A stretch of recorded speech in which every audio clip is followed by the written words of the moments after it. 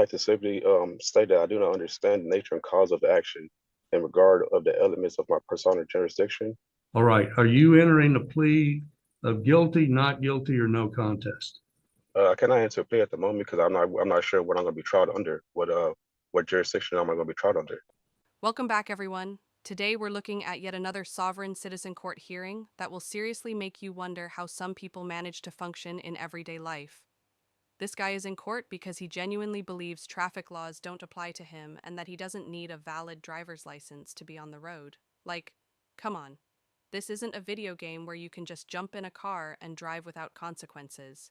He's repeating the usual sovereign citizen talking points, trying to sound intelligent and informed, but honestly, he's not convincing anyone, especially not the judge. Here's a quick reality check.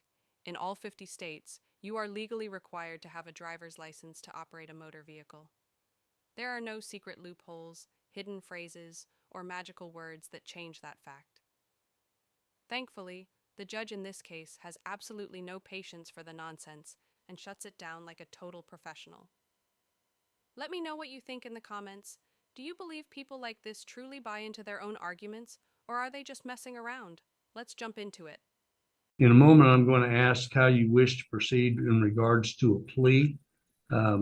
Right now, do you have a plan in regards to an attorney? Are you hiring an attorney, asking the court to appoint, representing yourself? Represent myself, Your Honor. Very well. Mr. Curvin, you looks like you're 33 years old. So absent some other compelling reason, you'd be able to represent yourself.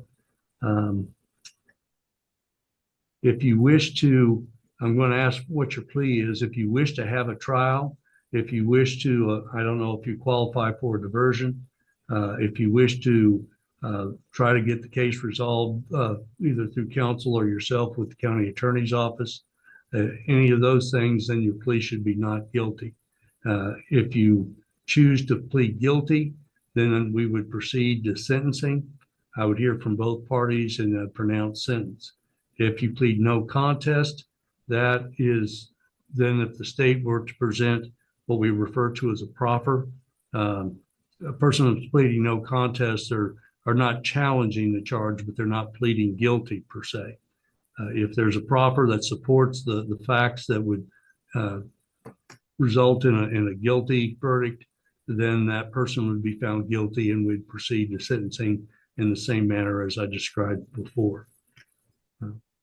With those things in mind, how do you wish to plead? Guilty, not guilty, or no contest? Are we on the record? Yes. So on the record before I make a plea, I'd like to simply state that I do not understand the nature and cause of the action in regard of the elements of my personal jurisdiction, the venue, and the nature cause of action until the prosecution has properly alleged them for me, and therefore I'm not able to enter a plea until then. I'd like to know if it's One thing that's always wild is how every sovereign citizen seems to recite the exact same script, word for word, every single time. It's like they're all following some strange instruction manual they memorized together. Seriously, does anyone, including them, actually understand what they're saying? Or are they just throwing together complicated-sounding phrases hoping something sticks?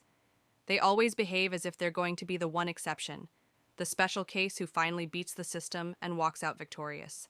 But let's be honest, that never happens. This guy even asks, "What law am I being charged under?" as if that's some clever move. Buddy, it's traffic law. Welcome to the real world. The only positive thing I can say about him so far is that he's being relatively polite.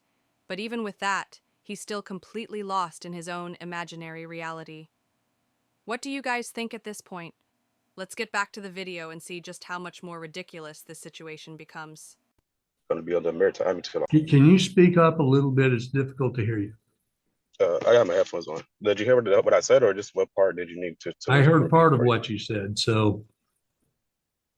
Okay. I was saying, for the record, I did not simply understand nature and cause of action brought against me with regards of the elements of our personal jurisdiction and also the nature cause of action until the jurisdiction, the prosecution has, they, let me know what they're going to try me underneath, so I can let you know what I'm going to make my plea.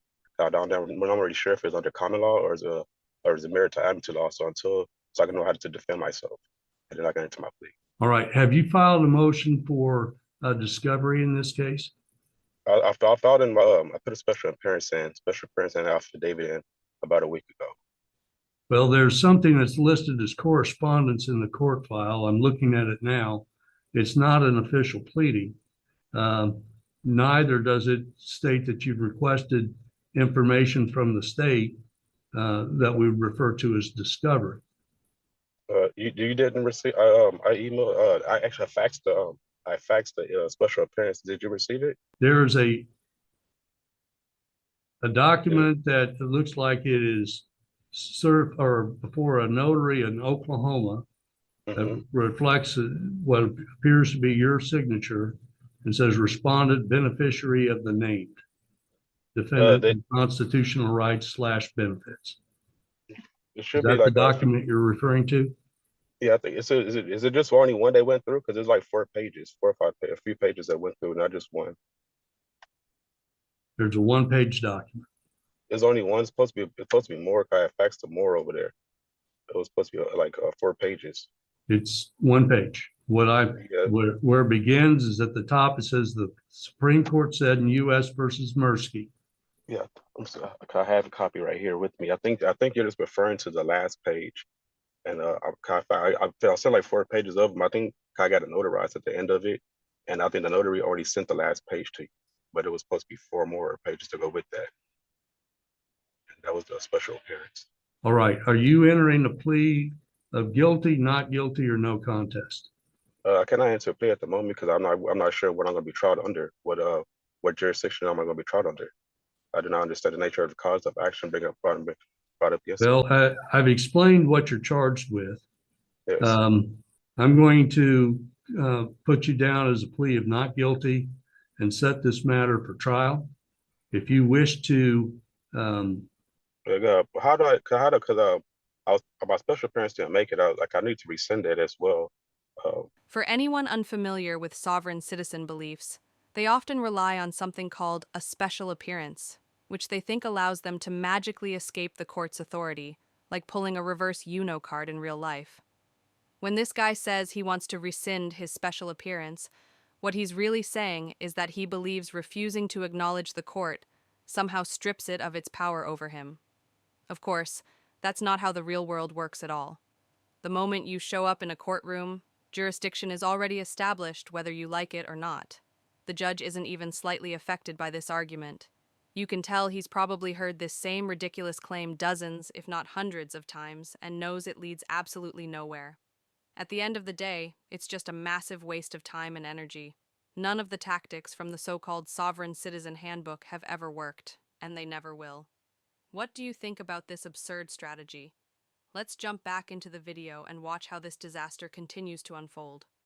How can I reset it so I can have a chance to rescind my special appearance because it didn't make it into? I guess you only had the last copy of it. There's some more pages that you didn't receive. I need to enter that in beforehand. How can I reset it so I can do that? I have time to do that. I can do it today, and we can reset it for this same time next week if that's okay with you. I'm going to go ahead and set this for trial. You can, if you have pretrial motions that you'd like to address, they need to be properly filed. Okay. Sometimes if people are representing themselves, they're still held to the same standard as an attorney would be. Yes, sir. And sometimes people don't have the experience to do that correctly. So there's an advantage to having an attorney. But I'm going to set aside 2 hours for bench trial. I'd like to be tried by jury if that's okay. If I'm going to be separate trial, if it has to be separate trial. Have you made a written request for trial by jury? I have not. This is my first appearance today. If you're seeking to have a jury trial, then you're going to need to file a written motion in that regard. Okay. Again, pursuant to Kansas law, there are restrictions in that regard. When we set a jury trial, I generally have a pretrial date that we have. You will be required to be here at Elk County to conduct that hearing. If you have pretrial motions that you're wishing to have heard, we typically would do that in advance at a pretrial. I'm going to set a pretrial date at this time. It'll give you an opportunity to place your written motion for request for jury trial. How do you think his jury trial is going to turn out? Do you honestly believe he has any real chance here? I mean, let's be serious. He was driving without a license. And if you were paying close attention, it even looked like he might have been sitting inside a car during the court hearing itself, which just makes the whole thing even more ridiculous. The standard sovereign citizen script clearly isn't helping his case at all. Realistically, I don't see him having much success when a jury gets involved. I will say this, though. He's definitely one of the more respectful sovereign citizens I've come across, so I'll give him a little credit for that. But being polite doesn't excuse pretending you're above the law. I really wish we could see how this case ultimately ends, but jury trials usually aren't posted online, so we're left to imagine just how badly it probably goes for him. Personally, I don't see him talking his way out of this situation. His entire argument collapses every time he speaks. Claiming you don't recognize the court doesn't make it disappear, no matter how much you want it to. I also don't think the punishment will be extremely severe, but hopefully he gets hit with a hefty fine and learns something from this experience. Driving without a license isn't a harmless act of rebellion. It puts everyone else on the road in danger, including people who actually follow the law. Let me know what you thought about this case down in the comments. I always enjoy reading your opinions on these wild court situations. Thanks a lot for watching and spending some time with me today. Don't forget to like and subscribe for more insane courtroom breakdowns like this. I upload daily, so there's always fresh content on the way. Stay tuned, and I'll see you in the next one. Take care.